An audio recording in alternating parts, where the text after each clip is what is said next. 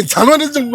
এই জানোয়ার আমাদের এত ক্ষতি করতে আছে, যেখানে আমরা এই টাকাই সেই জায়গায় সে ধ্বংস করে। এই টাউট ঠিক আছে, এই যে মার্কেটের লোকজন সবাই চিনবে, এই টাউট মার্কেটের লোক থেকে 1,65,00,000 টাকা নিছে।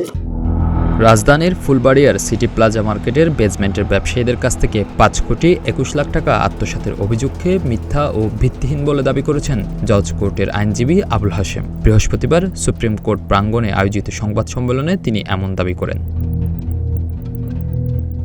সংবাদ সম্মেলনে অ্যাডভোকেট আবুল হাশেম বলেন, মার্কেট সমিতির বহিষ্কৃত সভাপতি KM সোহেল ব্যবসায়ীদের কাছ থেকে বিভিন্ন সময়ে 1,65,00,000 টাকা নিয়েছেন। এছাড়া তার কাছ থেকেও 40 লাখ টাকা নিয়েছেন সোহেল।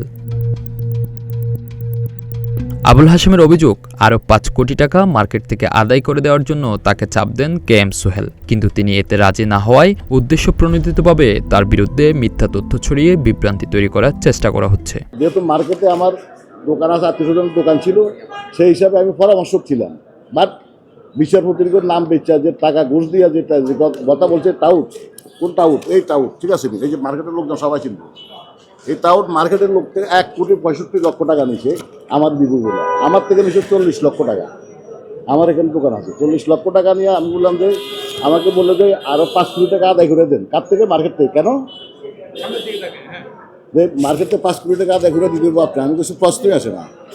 ইভেন কি তার একটা বুয়া পাওয়ার অফ অ্যাটর্নি ঢুকাইতে বলছিল আমাকে। এই যে দেখেন মার্কেটের এরা মামলার 3 জন বাদী তাকে পাওয়ার দিছে, এই পাওয়ার অফ অ্যাটর্নি, আমি কিছু প্রশ্নই আসে না।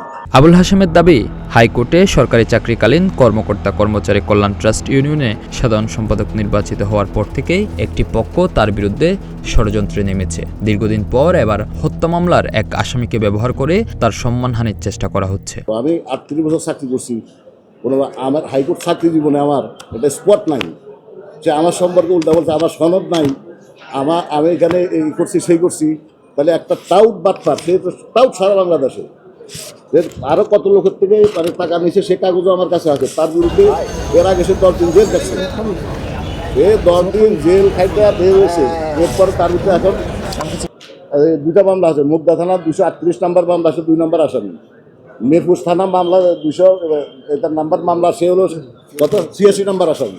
মার্ডার কেসের আসামি হয়ে এখানে আসা কে বা কাহাদের ফরচন আসে আমার বিরুদ্ধে এই ফরচন। আমি জানি আমি এখানে নির্বাচন করছি, আমার একটা এন্ট্রি গ্রুপ আছে, 2টা এন্ট্রি গ্রুপ আছে।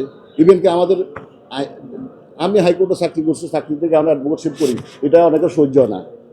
আমাদের অনেকেই এখানে বড় বড় আইনজীবীরা আছে, তাদেরও সহ্য না। তাদের মামলায় আমি হস্তক্ষেপ করছি যে না এত টাকা উকিলের ফি কেন দেওয়া হবে, তাদেরকে আমি বলছি আপনি এত টাকা দিবেন কেন, এইগুলো তাদের সহ্য নাই। উকিলের ফি 2 লাখ, আপনি 10 লাখ টাকা সে কেন দিবে, 12 লাখ টাকা কেন চায়? মানে এই প্রতিবাদগুলো আমি করছি, এই জন্যই আমার পিছনে লাগছে যে হাইকোর্টের চাকরি করে গেছে, আবার এখনও ওকালাতির জন্য দৌড়াদৌড়ি করতে আসে, তাকে যে কোনোভাবে সাইজ করতে হবে। সেই জন্য আমার মান সম্মান, আমার ফ্যামিলি মান সম্মান, আমার মেয়ে চাকরি করে, বউ চাকরি করে এখানে, মানে আমার ছেলে একটা ভালো অবস্থানে, বা আমার শালা আছে না এখানে একটা ভালো অবস্থান আছে, আমার মান সম্মান নষ্ট করার জন্য সারা পৃথিবীতে এই একটা টাউট বাটপার, মানে যে লোকটা সারা বাংলাদেশের টাউট হিসেবে, তার বাপের পরিচয় না, তার বাপ মুন্সিগঞ্জ ওলামা লীগের সভাপতি, সে হ্যাঁ তার মামা মহিউদ্দিন এমপি আওয়ামী লীগের, সে এখানে আসে সাংবাদিক সম্মেলন করে। আমি বুঝলাম না এটা কি, আমি গভর্নমেন্ট অফিসার ছিলাম, আমি তো কোনো রাজনৈতিক দলের সাথে জড়িত ছিলাম না। এদিকে মার্কেটের একাধিক ব্যবসায়ী দাবি করেছেন, মামলার তদবিরের নামে সোহেল বিভিন্ন সময় ব্যবসায়ীদের কাছ থেকে 1,65,00,000 টাকা নিলেও কার্যকর কোনো ভূমিকা রাখেননি। পরে সোহেল আরও 5 কোটি টাকা দাবি করলে ব্যবসায়ীদের মধ্যে ক্ষোভ সৃষ্টি হয়। এরপর আগের টাকার হিসাব চাইলে সোহেল সন্তোষজনক কোনো জবাব না দিয়ে আত্মগোপনে চলে যান এবং দীর্ঘদিন ধরে মার্কেটে অনুপস্থিত রয়েছেন। এবং সোহেল সাহেব সভাপতি ছিল, সে দুর্নীতি করাতে 1,65,00,000 টাকা তারে দিছি আমরা।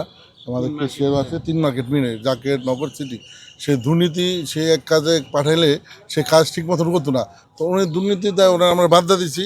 আমরা চাইতেছি 543 জন দোকানদার খুব নিরহ, খুব কষ্টে দিন যাপন করতেছে, এবং অনেক লোক মারা গেছে স্টক করে বুঝান যে পুরা। এবং আমরা রাস্তায় উঠাছি এই জানোয়ারের জন্য।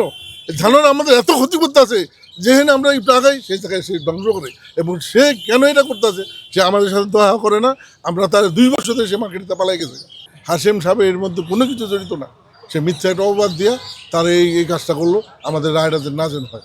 ও দেখা করতে পারে নিশ্চয়ই হাইকোর্টের ব্যাপারটা পরামর্শ নিশ্চয়ই কেউ করে, হয়তো আমরা জানি না, এটা পিছিয়ে থাকতে পারে, এটা অসম্ভব কিছু না, কারণ এত বড় কাজ কীভাবে করবো।